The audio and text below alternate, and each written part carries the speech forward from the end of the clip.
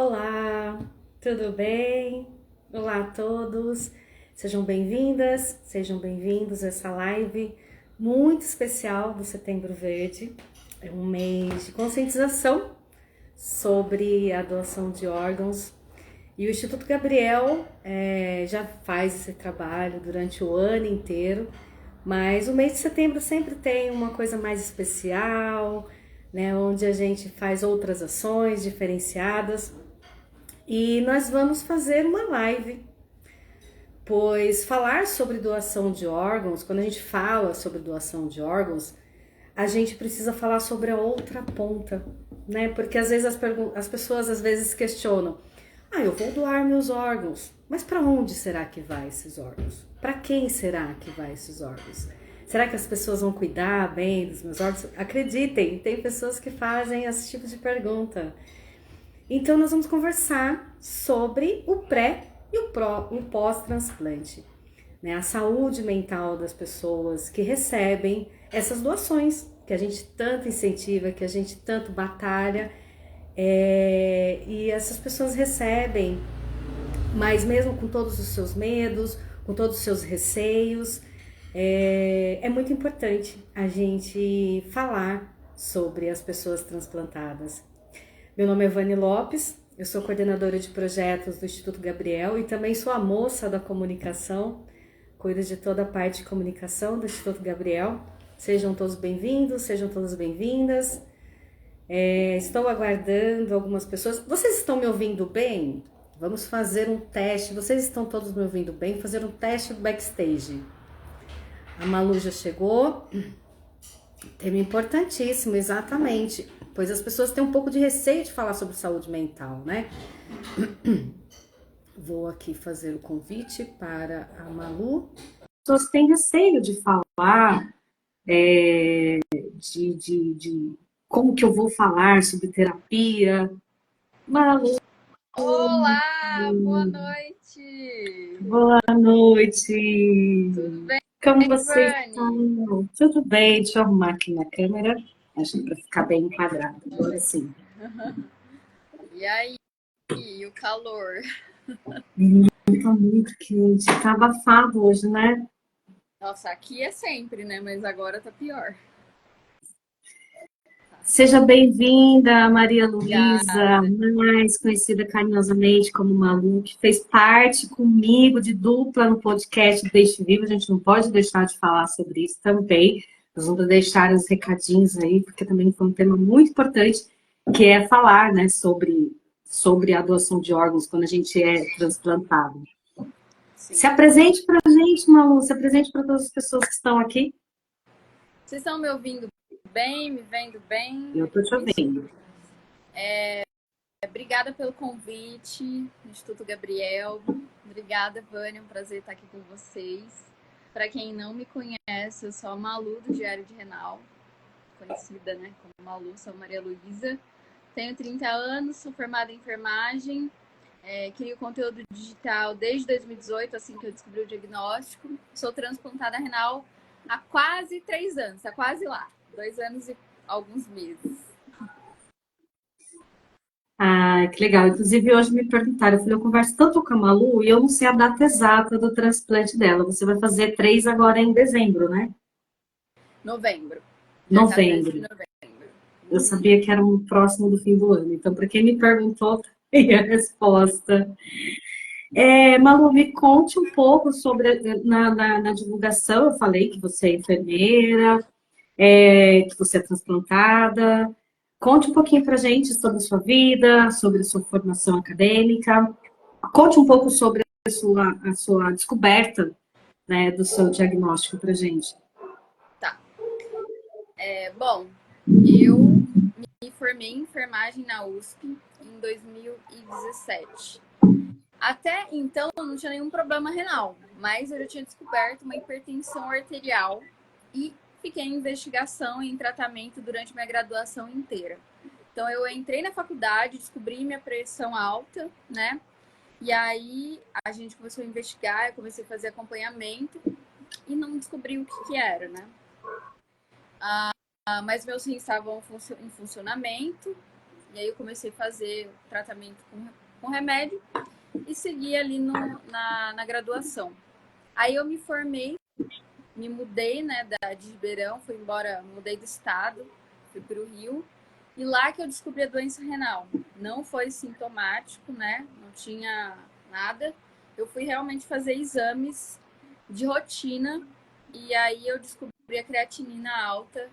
Já sabia o que significava, né? Por ser enfermeira, já sabia o que podia acontecer. Então foi um medo muito grande naquele momento.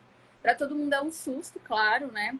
Tem muitas pessoas que passam, que descobrem o diagnóstico e tem ainda o tratamento conservador, né? Então, ainda que se prepara. Não que um seja melhor que o outro, mas tem essa diferença de descobrir assim do dia para noite, porque a hipertensão eu não imaginava que poderia acontecer tão rápido uma perda, né, da função renal. Então, eu sabia que isso podia acontecer, mas pensei assim, quando eu tiver 60 anos, talvez seja um problema. Mas agora, com 22, 20, né? Descobri com 18 a hipertensão. Eu não achei que fosse. Enfim, o diagnóstico não ficou fechado claramente, porque, para quem não sabe, a hipertensão pode ser causa da doença renal, como pode ser um sintoma, né? Porque ela pode vir em decorrência de um problema que a pessoa tem no rim. Mas, enfim, não ficou fechado o diagnóstico. Eu vim ali, perdi a função, fui para diálise, assim, né? Uma diálise bem rapidamente. E fiquei fazendo hemodiálise por 3 anos e 3 meses até chegar meu transplante. Esse foi meu processo ali durante, depois da graduação. Como foi que aconteceu? Quanto tempo você ficou na lista? Então, eu fiquei na hemodiálise 3 anos e pouco, mas a lista em si foi um processo de idas e vindas e pandemia no meio. Então não foi assim, entrei e saí várias vezes, até porque eu mudei de hospital, mas assim, a última vez que eu entrei e fui chamada, eu fiquei 10 meses na lista, 9 meses, foi rápido, assim. Ah, legal. Bem, Malu, mais uma vez, tem pessoas chegando, então eu vou falar novamente. Né? Muito obrigada por você ter aceitado esse convite. Sabe o quanto te admiro. Falei isso olhando para você, eu gosto muito e eu não poderia. Inclusive, essa live foi uma dica da Suelen. Ai, que A legal, gente, será que ela a pode? gente conversando um dia e aí a gente estava falando sobre os nossos medos, nossos receios. Ela falou a importância de falar sobre isso. Até, inclusive, acho que ela viu ela entrando aqui. Eu falei, então, a Malu, ela criou, né, além de ter o Diário de Renal, que é né, um perfil que Oi, você Su. criou para falar.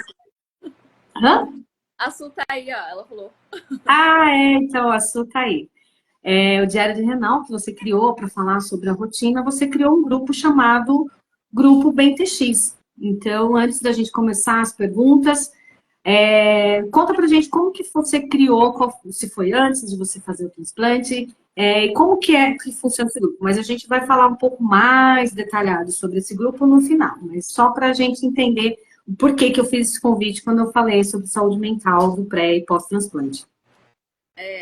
Tem tanta coisa, né, para falar de É, saúde mental. Mas eu criei o BenTX, tudo graças realmente ao diário e às pessoas que eu me conectei aqui, né? Porque a gente vai conhecendo, vai ampliando a rede, né? A Vani conheceu aqui também. Eu conheci a Mariana, que é a psicóloga que conduz o grupo, numa live também que eu participei com a doutora Ju, que me convidou, e foi assim. Eu conheci a Mariana, falei, nossa, que incrível o trabalho dela, ela trabalha com pessoas transplantadas, tem uma experiência com isso, né? Mas naquele momento não veio nada na minha cabeça. Quando eu criei o BenTX, foi um momento de ansiedade extrema que eu tava passando. A gente sabe que naquele começo, no pós-transplante recente, tem muita coisa acontecendo dentro da gente. Ali na internação já é uma montanha-russa de emoções, que ao mesmo tempo que é tudo maravilhoso, você tem medo do que pode acontecer, do que não pode, porque tem as complicações que podem acontecer, que são comuns, né, de acontecer. Então, inclusive a questão de demorar para fazer xixi, que aconteceu comigo, e aí você tendo que lidar com a ansiedade daquilo, e as pessoas também, porque as pessoas também têm expectativas sobre aquilo, as pessoas que Mas gostam você da não tem que gente. estar feliz, chegou o momento, por que que você está assim? Esse Então, tipo de pergunta, sim, né? Você está não, ficando é. paranoica, imagina, você fica feliz. Sim, ao mesmo tempo que eu ia lá em cima, eu falava, meu Deus, imagina, né? E eu ainda tinha os sintomas, porque eu precisei dialisar algumas vezes ali na internação. Então, é um altos e baixos. Aí depois que você sai, outras coisas para lidar. E aquele medo de outras infecções secundárias e pandemia, assim, né? Porque ainda 2021 ainda estava né? Tinha melhorado, mas ainda tinha esses resquícios. E, enfim, aí tem que lidar com o processo de aceitar que eu morava com a minha mãe e com o meu irmão e que eles não iam ter o exato cuidado que eu queria que tivesse, porque ninguém é obrigado também, né? Aí eu trabalhei muito isso na terapia. Eu falava, gente, não dá para eu fechar eles no quarto igual eu, porque eles trabalham, estudam, vivem, e eu tava ali, né, com medo de tudo. E aí eu vi que um dia você tava numa ansiedade total e eu falei, cara, não é possível, eu vou ter que fazer alguma coisa. E aí eu mandei uma mensagem pra Mariana e falei, Mariana, eu queria muito fazer, não sei, eu tive uma ideia aqui de fazer um grupo, né? De criar um grupo para poder ajudar outras pessoas, né? E não só a mim, porque eu tava muito ansiosa.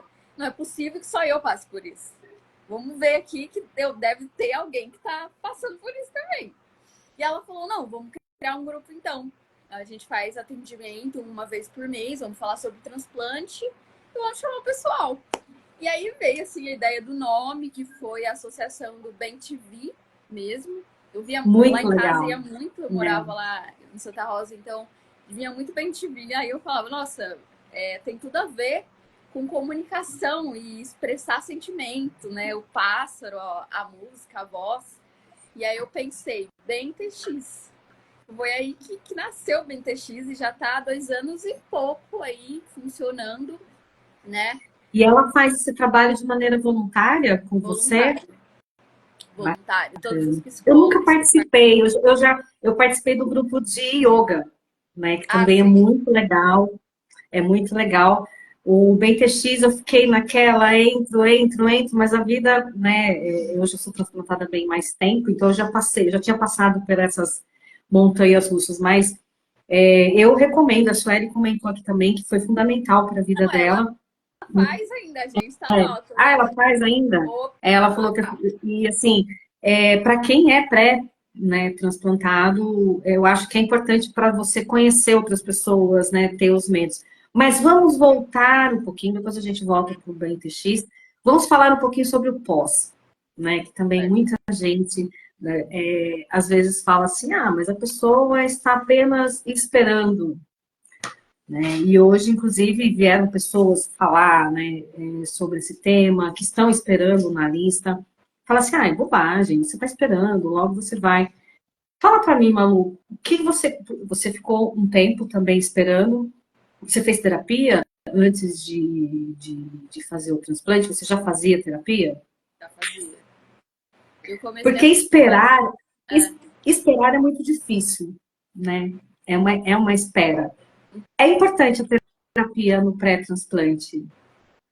Não, totalmente. Eu descobri o diagnóstico, acho que logo foi 2018, no meio de 2018. 2019 eu já entrei para terapia e continuo até hoje, assim.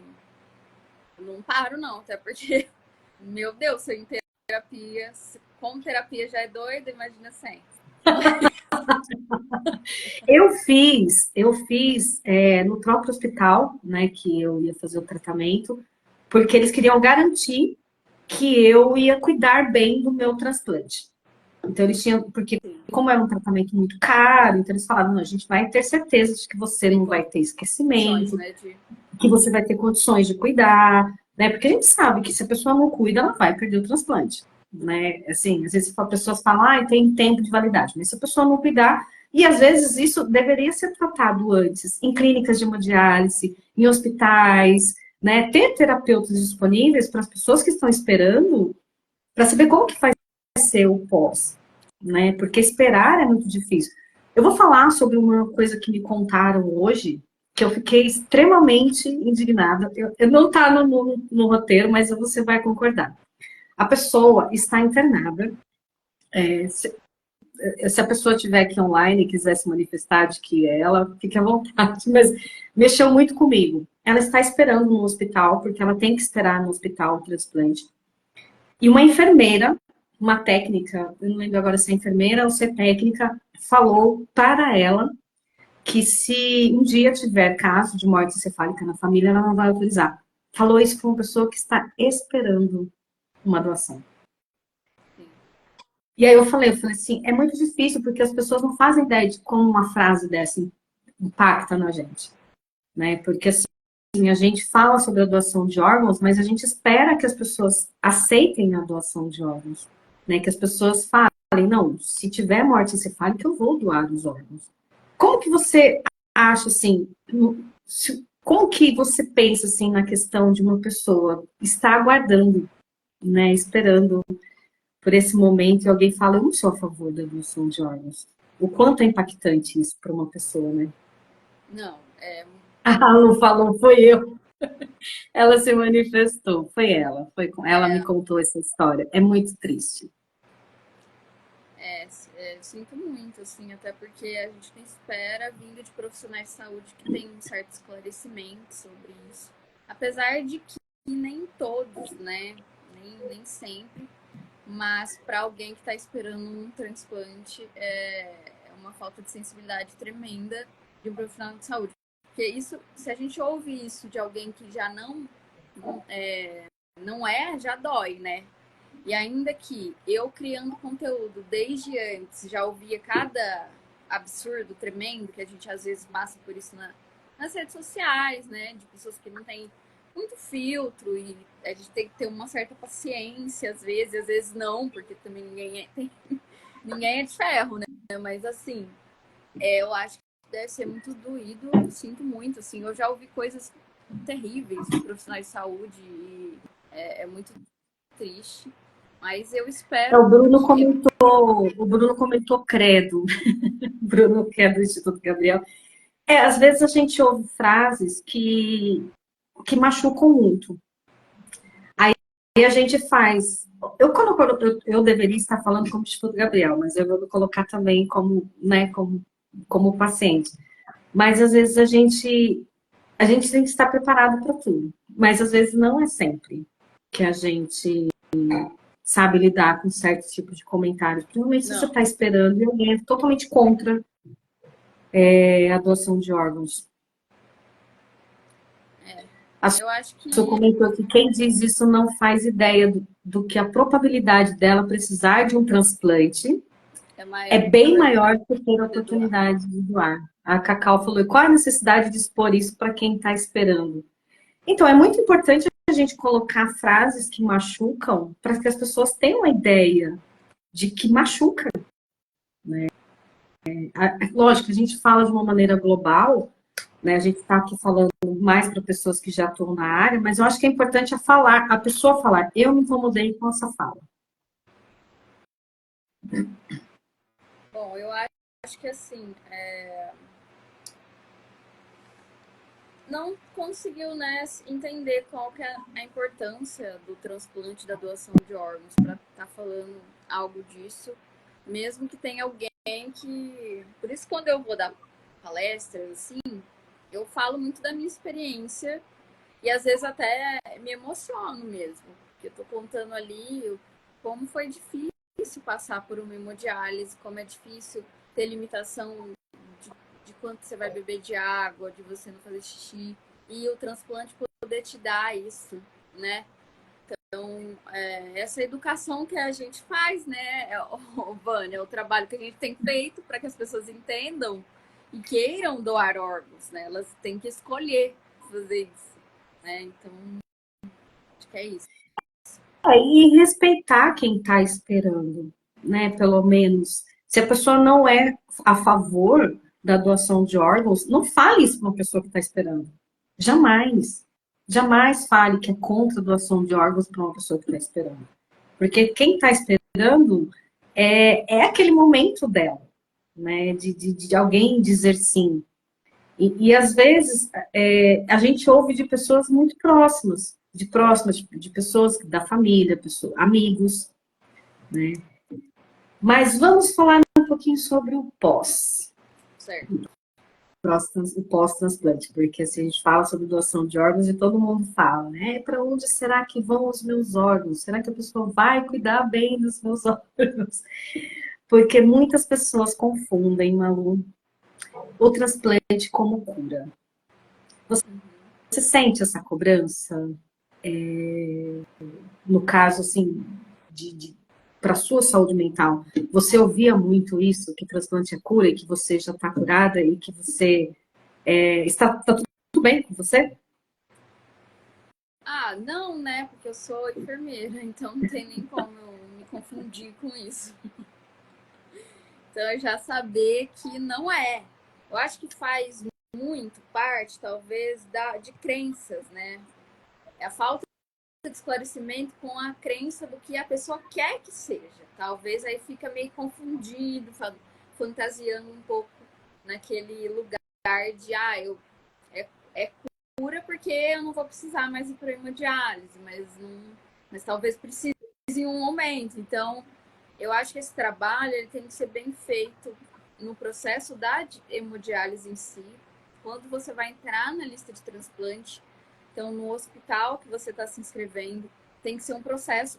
E na maioria das vezes não é feito, né? É uma conversa solta ali, geralmente, sobre isso, mas para a pessoa entender. Mas às vezes eu vejo até que eu conheci muitas pessoas que têm mais medo do transplante do que da hemodiálise. Então também tem isso, sabe? Exatamente por saber que não é cura, que é um tratamento, acaba tendo mais medo de fazer ele do que ficar na hemodiálise em si, né? Então tem É que verdade. ver, né? Acontece bastante de pessoas que não querem fazer o transplante porque está bem, né, dentro, na questão de hemodiálise, né? Porque acha que o tratamento de hemodiálise está bem, mas às vezes não é. Pode ser que esteja bem naquele momento, mas a gente sabe que a hemodiálise a longo prazo pode acabar prejudicando muito, né? Acaba danificando e às vezes até ficar impossibilitado de conseguir fazer o transplante. Sim. Malu, no grupo BNTX, que são pessoas recém-transplantadas, Não são qual é? necessariamente recém-transplantadas. Não só recém, tem pessoas Sim, de todos.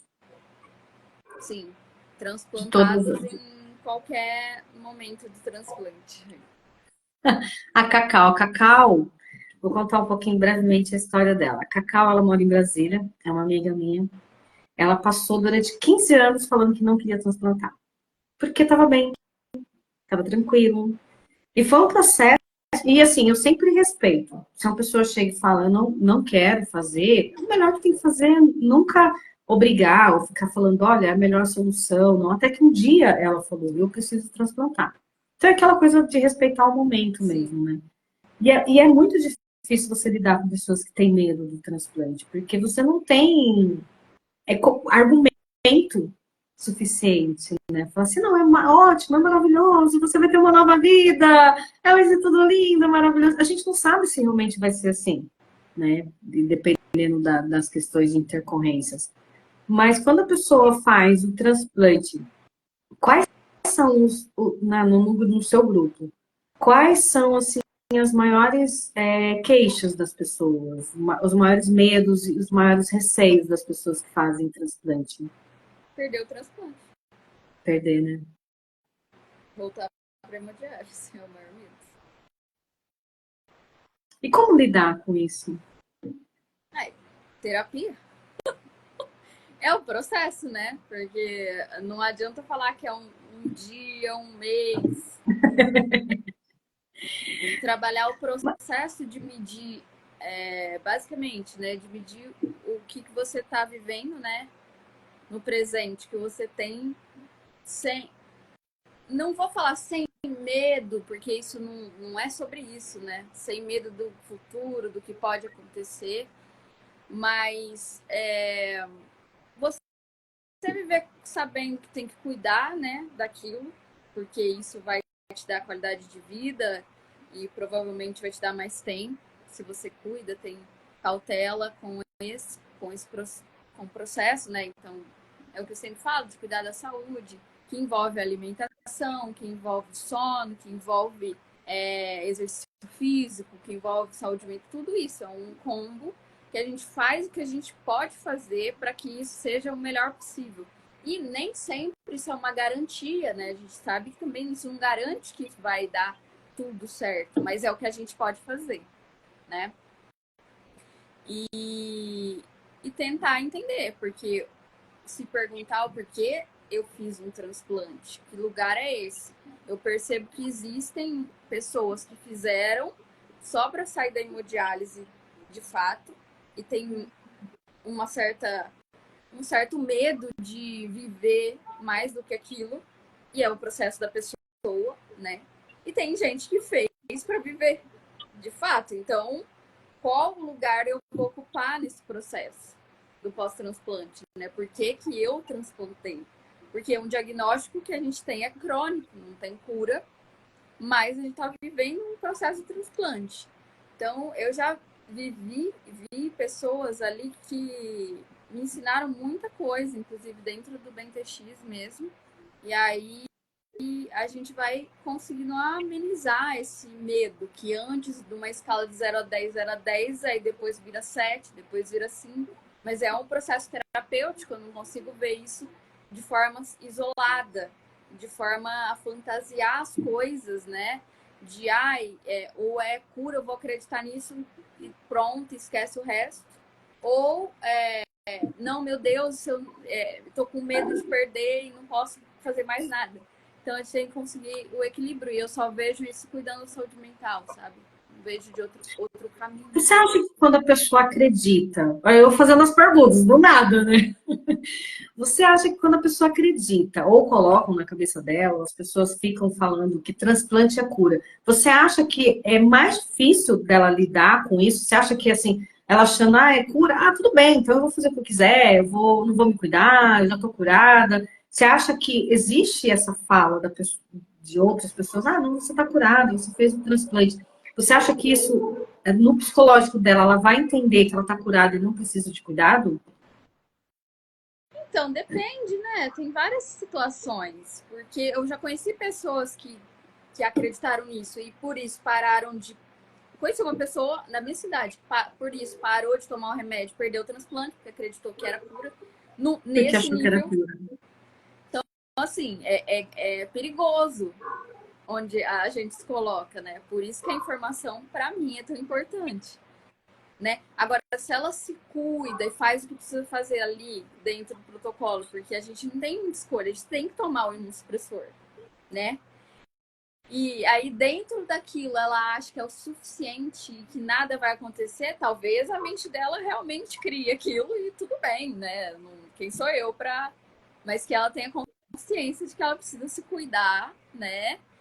Se ela vai lidar de uma forma, se acontecer algo depois de um tempo ela perder, se ela vai lidar de uma forma ruim ou não.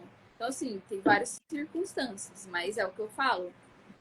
Se levar para esse lado de não se cuidar, não fazer o que precisa ser feito, corre esse risco, né, de perder. Sim. Esses dias eu assisti uma palestra de uma enfermeira que a gente convidou para dar OPO de Sorocaba.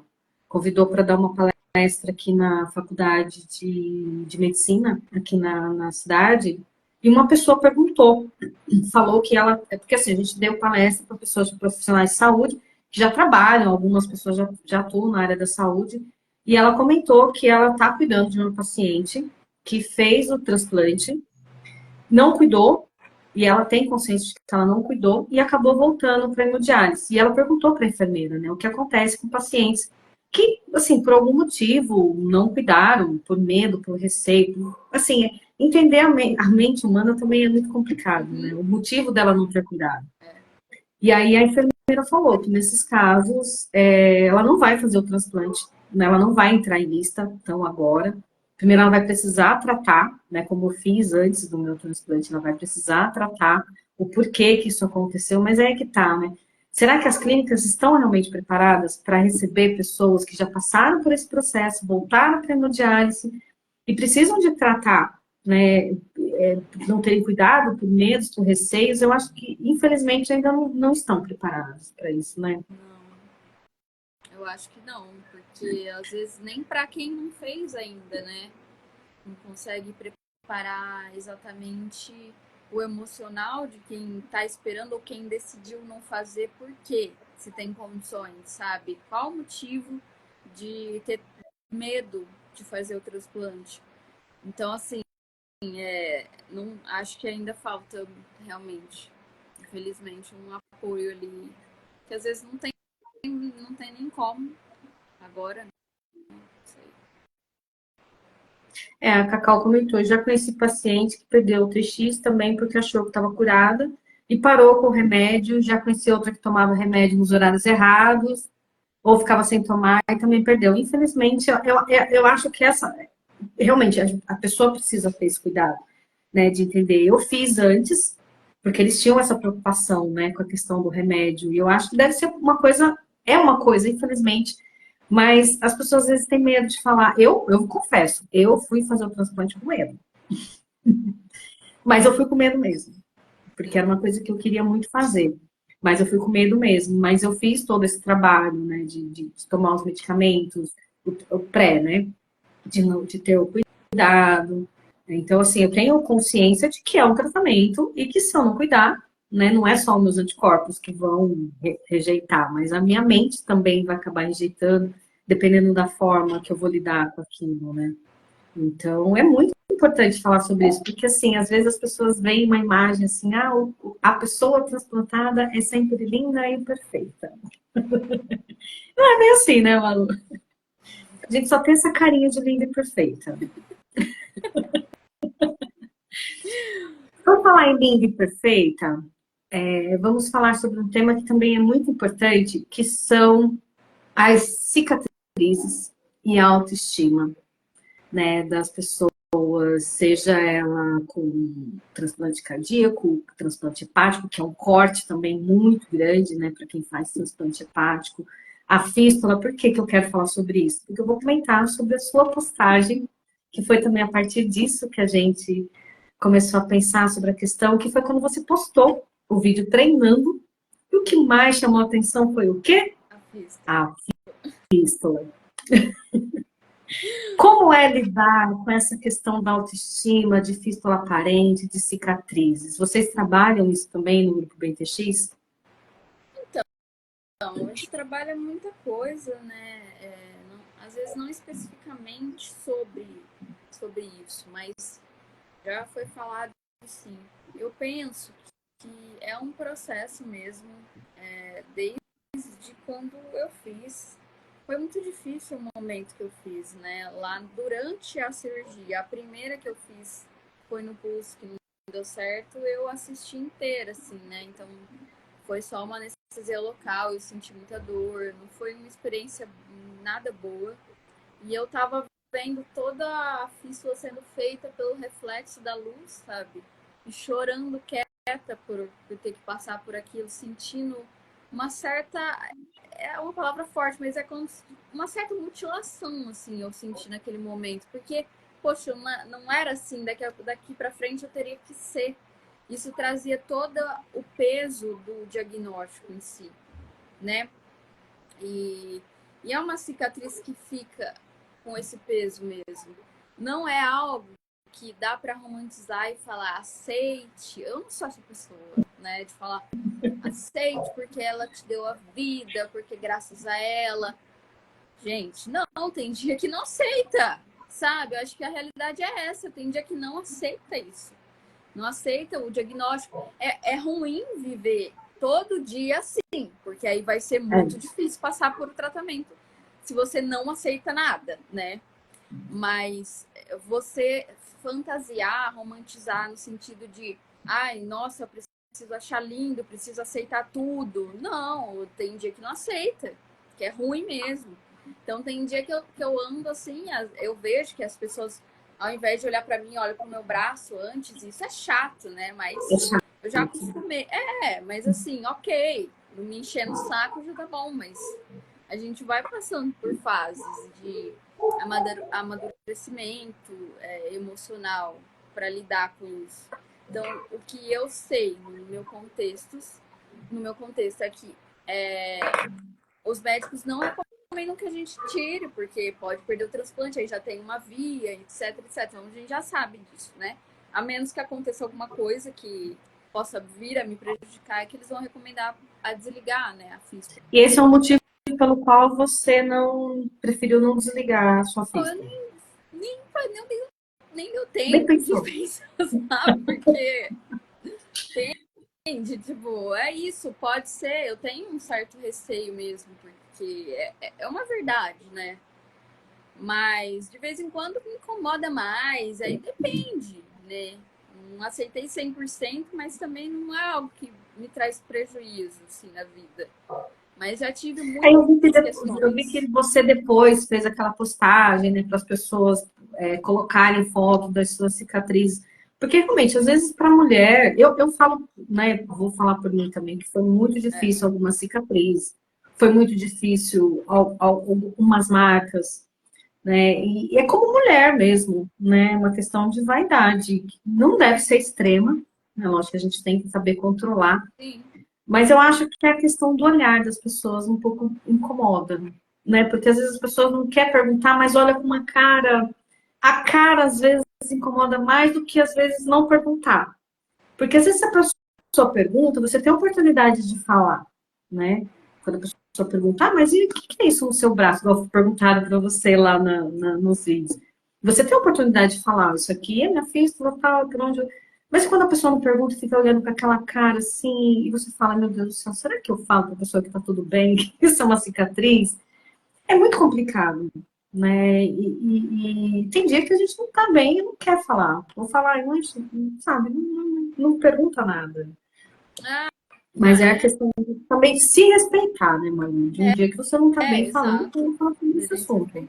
Eu já ouvi uma vez uma moça no shopping me parou, foi engraçado, tá? Porque ela ficou assim, o que é isso no seu braço? Olha, se Do foi seu nada, sem te namorado que conhecer, te bateu. mas sem te conhecer, Não, comprando lanche. Aí ela assim, ó. Ai, você apanhando seu namorado, me fala. Tipo assim, eu. Não, mas. Não, antes eu até assim, ai, o que é isso no seu braço? Ai, eu no meio da balada, ai, põe a mão aqui. Nossa, gente. eu fazia isso, você acredita? Eu falava, vai, meu coração, põe a mão aqui, ó, meu coração batendo. Porque às vezes você fica tão sem reação quando as pessoas perguntam, o que é isso no seu braço? Ai, meu coração bate aqui. E as pessoas acreditam? Quando você falava assim, as pessoas acreditavam? Eu falava, ai, meu coração, ai, tá aqui, ele tá batendo, põe a mão. Porque às vezes tem hora que você sabe lidar e tem hora que você não quer lidar com aquilo. E tá tudo bem. Eu acho que o grande problema é quando a pessoa ela não fala. Ou quando para ela está tudo bem todos os dias. É como você falou. Não precisa estar bem todos os dias, né? E às vezes falar eu não gosto da minha fístula também não tem nada de errado. Falar eu não gosto, eu acho feio. Sim. Né? Tem é obrigado. Parece que precisa, tem que ser obrigado a tudo. Aceitar, como você falou, é questão de romantizar, né? Ah, não, é lindo, ah, isso aqui me deu a vida. Tá, mas tem dia que eu não gosto dela, não vou olhar para ela.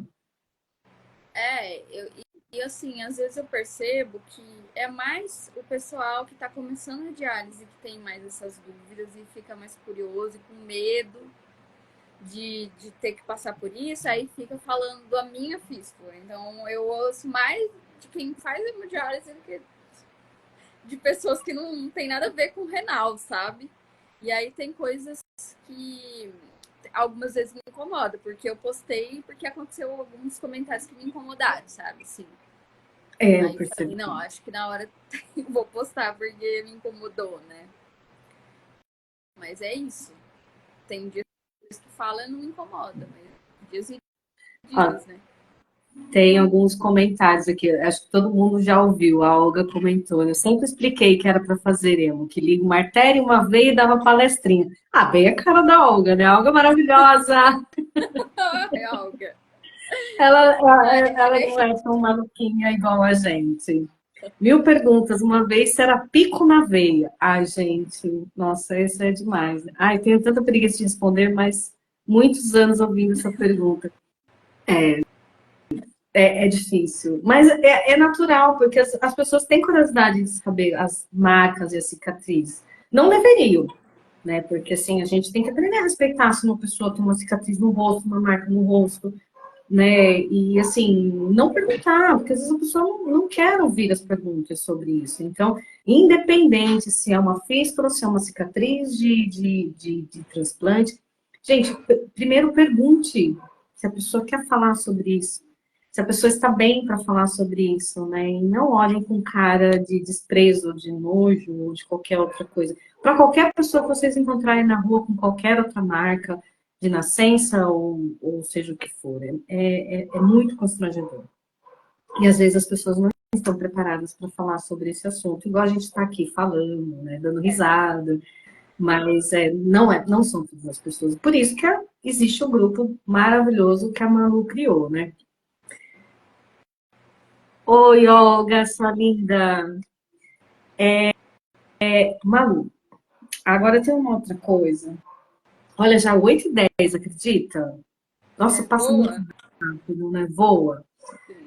Tem uma coisa que é muito comum, né, para todas as pessoas transplantadas, em grupos de Face, em páginas de perfis, de todas as formas, até na nossa rotina, que são as comparações. E foi por causa disso, né, que eu conversando com a Sueli, a gente falando sobre comparação, quando você tem uma condição física e as pessoas comparam você com uma condição física que tem melhor, né, que a sua, que ou virou atleta, que a gente conhece vários amigos nossos que viraram atletas, que têm uma condição melhor, e como tem pessoas que têm uma condição, né, às vezes inferior à nossa. Então, cada pessoa transplantada tem uma condição física, né? Mas, infelizmente, as pessoas, ou também recepção de consultório, faz aquela coisa de comparação, ah, mas o meu transplante é assim. Isso também é um fator que é muito difícil lidar no pós-transplante. Chato pra cara. Vou nem falar. Chato. Mas enfim, eu acho que tem muito a ver também com o fato de que os hospitais têm muita diferença em protocolos.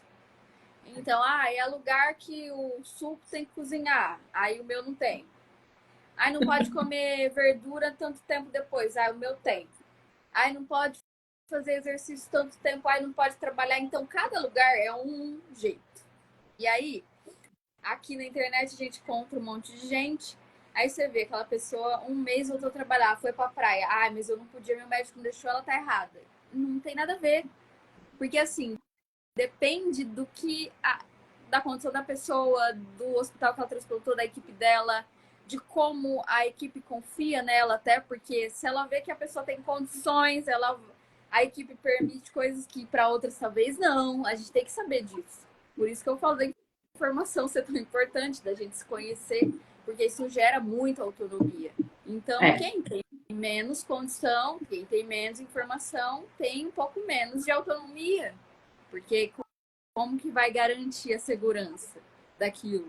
Não dá para comparar, nem por questões de condições de saúde, condições clínicas, porque às vezes a pessoa é transplantada, outras são transplantadas e tem diabetes e tem que cuidar da diabetes também, diferente de alguém que não tem. Ou a pessoa transplantada e tem algum outro problema de saúde, vai ser diferente. Então, não dá para ficar comparando isso, porque são individuais. é muito complicado, porque tem um grupo no Face, né, os transplantados renais, e lá tem muito disso.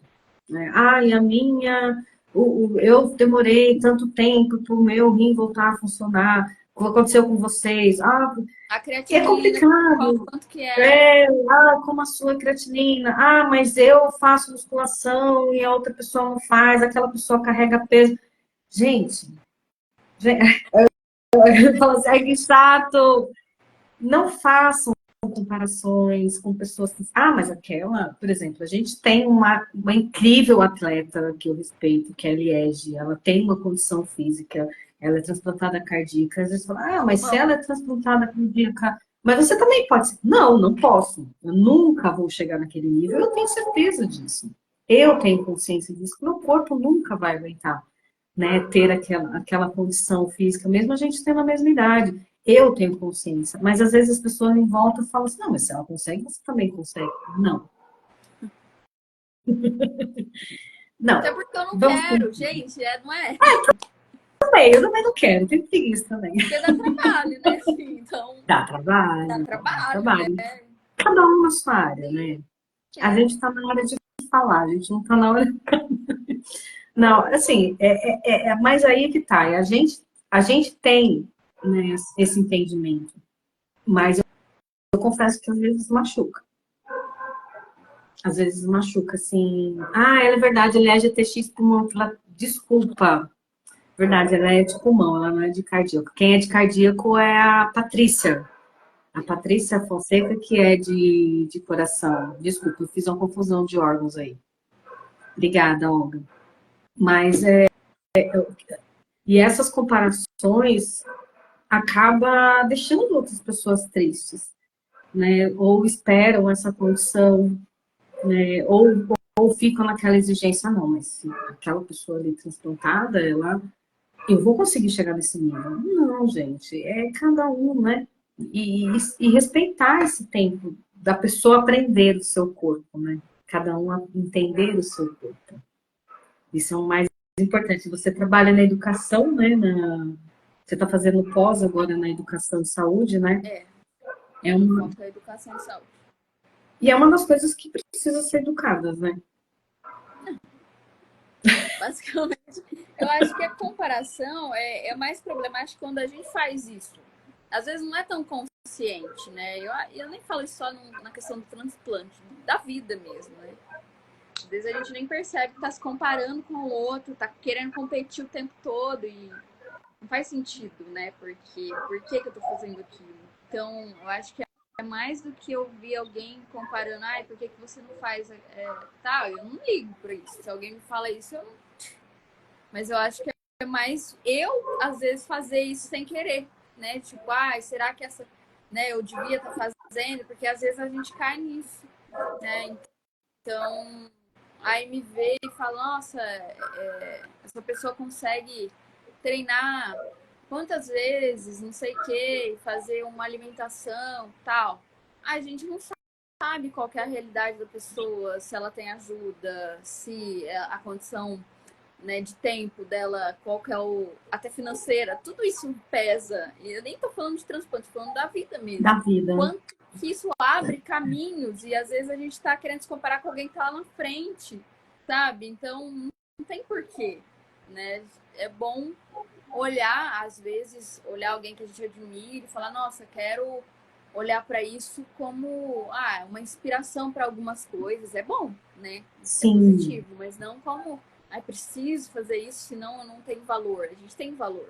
Cada um tem sua, né, especificidade, a sua individualidade e o universo inteiro. Então, não dá para explorar, né? E fazer coisas. Se você não pode ser atleta, você pode aprender a tocar violão, pode aprender a cantar, né? Não precisa necessariamente você chegar a ser outra pessoa, né? Eu acho que a gente precisa aprender também aonde nós podemos estar, né? O nosso espaço, nossa arte, aonde a gente se encaixa. Hoje eu sei que eu me encaixei, você também, né? Você já se descobriu. E eu acho que isso é o mais importante, né? As pessoas não ficarem procurando ser a outra, né? A Olga colocou aqui, quando chega nesse nível, torna-se competição, né? Que é uma coisa, não é só a comparação, mas sim a competição. E na minha opinião, isso é tóxico, como vocês falaram. Cada um de nós tem uma condição e a única similaridade é que somos todos TX.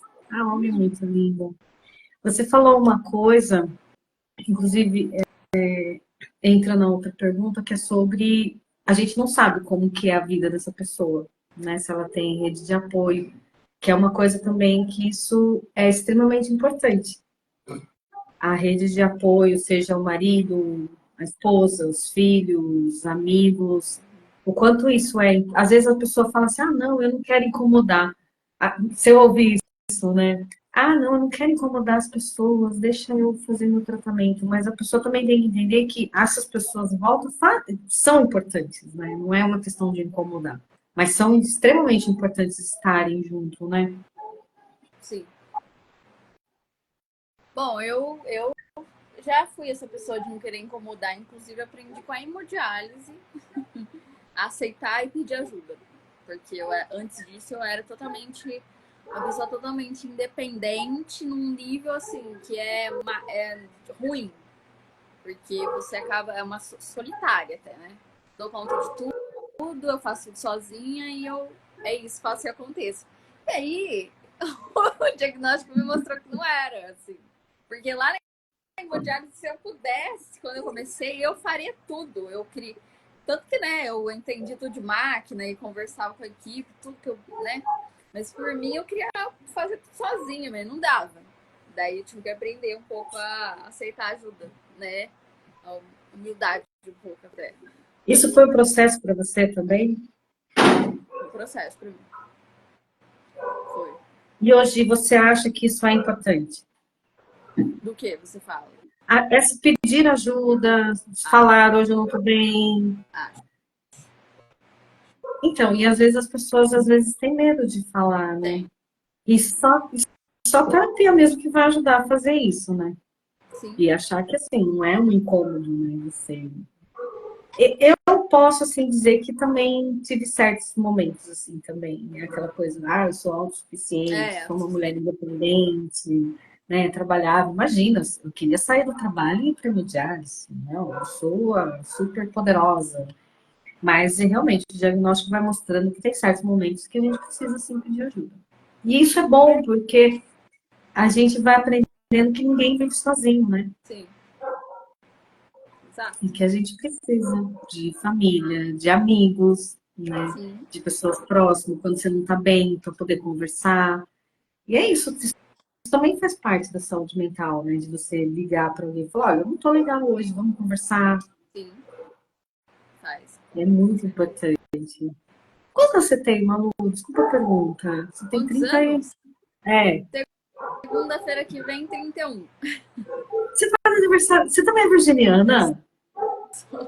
Meu Deus do céu, gente. Eu falo que eu me dou. Eu falo assim, nossa, meu Deus do céu, eu sou rodeada de pessoas virginianas na minha vida. Então tá explicado. Então tá explicado. Ah, uma virginiana. Que legal. Gente, olha, já é 8h20. É, vamos. É um bate-papo realmente, assim, que vai acontecendo e a gente vai. Uma perguntinha só para finalizar. A gente falou muito sobre a saúde mental, né? O nosso psicológico, como a gente lida, as terapias, mas a gente precisa também aprender a lidar com o nosso emocional, que é a tristeza, que, lógico, isso também faz parte de um processo de terapia, mas também psicológico, mas nas nossas emoções, né? A tristeza, a alegria, o quanto essas emoções de tristeza, por exemplo, pode afetar o transplante ou isso também não interfere em nada. Não, Bom, não falando, bom, não falando de depressão, tá? Mas assim, de uma pessoa que se sente triste, sem falar sobre a questão de depressão. então, eu acho que a terapia trabalha todas essas questões, assim, né? Às vezes eu falo com a minha psicóloga, né? Claro que cada tem uma linha diferente, né?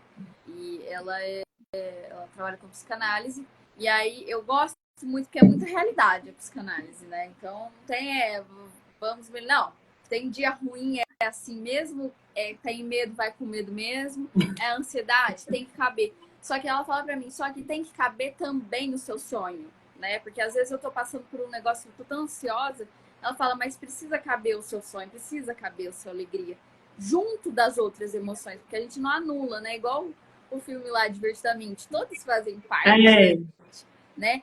E tem dias que a gente tá mais triste mesmo, e aí faz parte de viver a tristeza também, né? O problema é quando aquilo se torna mais, né, a tristeza mais do que a alegria, do que a vontade, do que o desejo. E aí que a gente tem que começar a recorrer à ajuda mesmo, que seja de amigos, de família, de quem tiver, porque precisa ter a libido, né, na vida, né? Que a libido é a vontade de viver.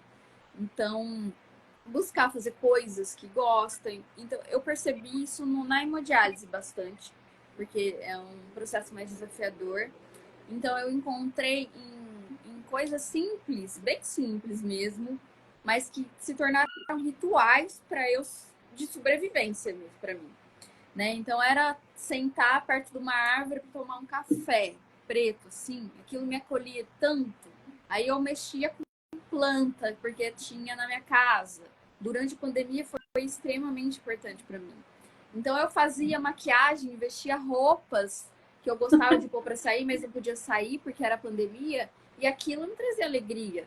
A gente precisa conseguir descobrir o que são, quais são essas coisas, né? E não depender né, enfim, que aquela limitação dali era de não sair e ainda tinha que sair para fazer hemodiálise, mas a gente vai precisar desse autoconhecimento para conseguir contornar situações e sair dessa tristeza profunda, até que isso não se torne algo mais sério ainda, né? Porque a depressão, ela vem aos poucos, não é do dia para noite. Isso, É um sobre isso que eu trajeto, queria falar da tristeza, né? Que ela vai vindo, né? é um processo, né? E com o transplante, a gente não está imune também de passar por isso, de sentir tristeza porque faz parte, não é porque a gente está num tratamento que traz qualidade, muita qualidade de vida em comparação com a hemodiálise, que a gente não vai sentir tudo isso e que pode ser que venha ter a depressão mesmo, e não dá para sentir culpa por ter isso também. Porque às vezes você vai ouvir de alguém, ai, nossa, mas você fez transplante, você tinha que estar Você tem que agradecendo. ficar sorrindo, né? Você tem que ficar sorrindo. Nossa, como era tudo que você queria, agora você tá com, sabe? Você tá É, triste, tá em uma situação, não, de repente vai acontecer, né? Ninguém tá imune. Tem que saber contornar, como em qualquer situação da vida que tenha relação com transplante ou não. Faz parte, né, do processo de do ser enfrentamento. humano mesmo, né? É que a questão é que, assim, pra gente que é transplantado, existe essa questão assim, ah, mas você teve uma nova chance na sua vida, você tem que Tem. ser grato, feliz. Todas as pessoas passam por um processo de tristezas, de controles de emoções e terapias, todas as pessoas do mundo fazem. Mas eu acredito que a cobrança de quem é transplantado é maior, porque tem que ter aquele senso de gratidão 24 horas por dia. Eu tive uma oportunidade de uma nova chance. Só que, em contrapartida de um transplante, existe uma pessoa que tem seu trabalho, tem sua vida, tem seus filhos, seus maridos, tem uma outra, tem uma vida, né, que Tem. pode afetar no comportamento diário. E eu acho que o mais importante é a pessoa virar e falar assim, hoje eu estou triste. E ter o direito de ser triste. Ninguém fala assim, não, mas você tem que ser feliz 24 horas por dia. Não. É tão legal você falar isso, porque às vezes uma pessoa só falando, né, pode parecer assim, não, mas isso é uma opinião da pessoa. E é verdade, né, meu amor? Isso é uma Sim. verdade. Não é eu falando, é uma verdade que acontece mesmo, né? Simplesmente. As pessoas estão adorando a live, estão pedindo novamente, já são 8h30, gente, mas é muito legal, porque assim, eu acho que muitas pessoas que estavam assistindo, com certeza passaram por coisas parecidas, viveram coisas parecidas, ouviram coisas parecidas, porque infelizmente é uma realidade, né, de todos nós, e essa realidade também dessa cobrança eterna de que a gente precisa realmente estar feliz e sorrindo o tempo todo. E não é bem verdade. Por isso, fale um pouquinho mais sobre o Grupo BTX, divulgue ele. Eu vou deixar na legenda, tá? O Grupo BTX, porque o Diário de Renal, siga o Diário de Renal também, é muito incrível, muito legal. Mas faça sua propaganda do BTX e o Caio. Olha, o Bruno, o olho até brilha, tá vendo? Sobre esse trabalho lindo que você faz. Não sei se a Suelen tá aqui ainda. Ai, a Suelen é prova. Gosto muito dela. o BNTX não é só para pessoas recém-transplantadas. Então, Vani, fica o convite para que um dia, se você quiser conhecer, você vai ser bem-vinda e vai entender que não tem isso de... As trocas são sempre muito potentes. Tem alguns que são muito, assim, você fica sem reação até de tão poderoso que é. Eu não sei explicar, mas é lindo, assim, né? Sou suspeita. Mas ajuda pessoas que estão começando, mas também pessoas que estão lá. Tem pessoas transplantadas há muitos anos, 15 anos, sei lá. E aí essas trocas são tão ricas de alguém que está há mais tempo e tem uma experiência, mas que talvez alguém que começou agora tenha algo a ensinar para alguém que está há tanto tempo. Sempre tem isso, porque um professor, quando entra na sala de aula, ele não está lá só ensinando, ele está aprendendo também, né? É uma troca. Então, essa questão do BNTX tem muito isso, né? Eu Ela vou está de aqui. eu não aguento, é muito bom. Enfim, então é esse lugar mesmo do transplante, de ter uma rede de apoio, o BNTX, né? Porque você se identifica com as coisas lá. Você não fala, ai meu Deus, isso acontece comigo. Não, acontece, então vamos trabalhar isso como? Sabe? Aí quando a gente fundou o BNTX, era todo mês, que é uma vez por mês que acontece, é online, né, gratuito. Era a Mariana falando só do transplante. Aí depois passou a ser um mês a Mariana falando de algum tema do transplante e o outro mês qualquer tema da vida. Então, aí todos os psicólogos que vêm são convidados que vêm de forma voluntária, né, e agregam muito valor. Porque acho que no outro que a gente teve já tivemos sobre comunicação não violenta, já tivemos sobre sexualidade, espiritualidade, vários tipos de tema. E não muda o fato de que somos transplantados, então ali no meio vai ter alguma coisa que toca nisso. Mas não é só sobre isso, né? Transplante é algo que faz parte da gente, faz parte da vida, que a gente compartilha ali nas experiências. Por isso que o BNTX é maravilhoso. E quem é transplantado e quiser participar, quiser conhecer, é claro que nem todo mundo se identifica, porque às vezes a pessoa não está na fase de querer viver esse processo terapêutico. Tem gente que vai lá todo mês religiosamente, está lá desde o começo. Então vai depender, mas quem quiser conhecer, fica o convite, é só me procurar, que a gente faz um cadastro ali e entra no grupo lá. Ah, eu vou sim. Você fez uma propaganda tão legal que eu vou sim. Só tem que coincidir agora. É porque aquilo que a gente falou. A pessoa Exato. transplantada não é só uma pessoa transplantada, é uma pessoa com todas as suas questões, né? Sobre a questão da sexualidade, dos seus traumas, dos seus receios. E tudo isso é falado, né? A Tudo. gente não pode. É igual a Olga falou, uma coisa não exclui a outra. Não sei se foi a Olga, se foi a Lu que falou. Uma coisa não exclui a outra, né? Somos pessoas com desejos, com anseios, com vontade de crescer, outras pessoas nem tanto, por isso que precisam fazer terapia. E a sua propaganda do BTX não poderia ter sido melhor, né? É fantástico. Então, Maravilhosa. assim, Foi eu ela que vou ensinou, sim, eu nem pedi nada. eu Tá vou. falando aí, ela participa. Eu vou. O yoga acabou não coincidindo, porque eu acabei fazendo um curso no mesmo dia, que também é muito legal, mas continua ainda? Tá pausado um tempo. Tá pausado. Tá pausado, mas quem sabe a gente tá vendo um formato pra voltar. Eu aviso aqui. Ai, que legal, Malu, eu adorei. Eu adorei, foi maravilhoso. Eu falei, né, que às vezes a gente entra com outros assuntos, eu entro com assuntos do nada, assim, né? Não, vamos falar sobre isso, mas acho que a gente seguiu o roteiro bem direitinho e sobre os assuntos mais importantes, os pontos mais importantes também que a gente precisava falar.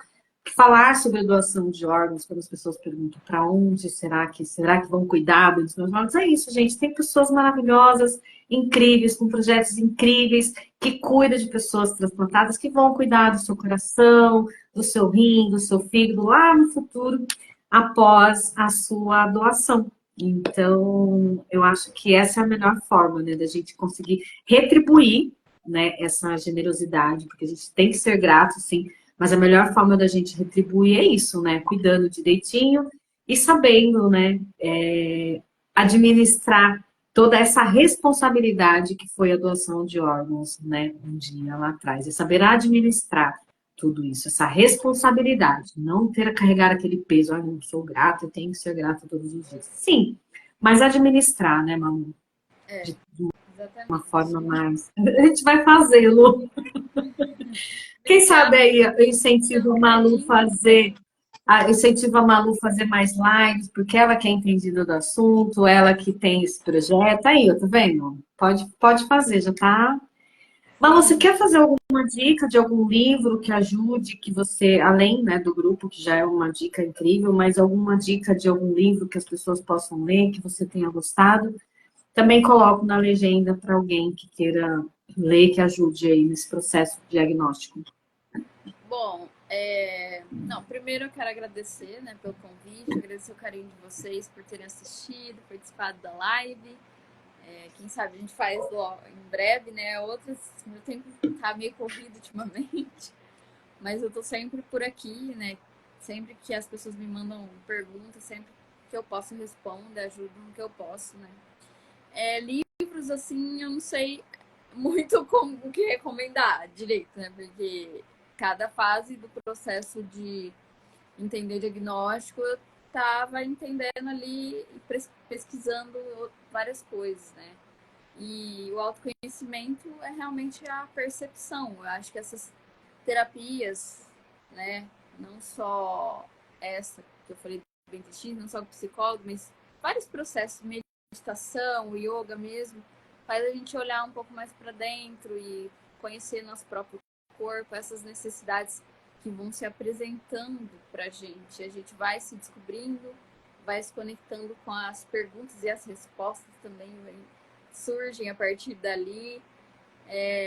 Mas é um processo, né, que depende das nossas escolhas. Então, só recomendo quem quiser conhecer o BNTX, quem quiser falar comigo, e quem estiver esperando um transplante, desejo que tenha, né, uma vida, apesar da espera realmente não ser fácil, que a gente sabe, mas consiga, sim, conciliar os dias ruins com os bons, tentar tirar o melhor do que dá, descobrir o que é que traz alegria, por mais simples que seja, porque eu acho que nesses momentos a gente consegue acessar esse lugar e ter paciência e desejo que chegue esse transplante logo. Flávia, querida, que aumente cada vez mais a doação no Brasil. Sim, a gente está aí trabalhando para isso, né, Manu? A gente está aí nesse processo. Ah, eu fiquei emocionada com essa dica maravilhosa. Obrigada, Manu, por ter aceitado esse convite. Numa conversa informal sobre questões de comparação, surgiu essa ideia e essa live maravilhosa. Só tenho que agradecer. Realmente, assim, virginiana! Sim. Agradeço muito ter aceitado o convite, viu? Com certeza, sim, vai ficar salva a live para quem quiser assistir depois, para quem não conseguiu assistir, vai ficar live, vai ficar salva e depois, quem sabe, eu faço uns trechinhos mais especiais aí para a gente poder divulgar essa live que foi incrível. Obrigada, mano. Obrigada mesmo. Obrigada, Vani. Obrigada. Tchau, gente. Boa noite. Tchau, gente. Obrigada. Espero que vocês tenham gostado e recomendem para outras pessoas que precisam ouvir essas palavras incríveis. E vamos continuar aí trabalhando. Vamos aproveitar esse setembro maravilhoso verde. Gente, obrigada, viu? Obrigada, Malu.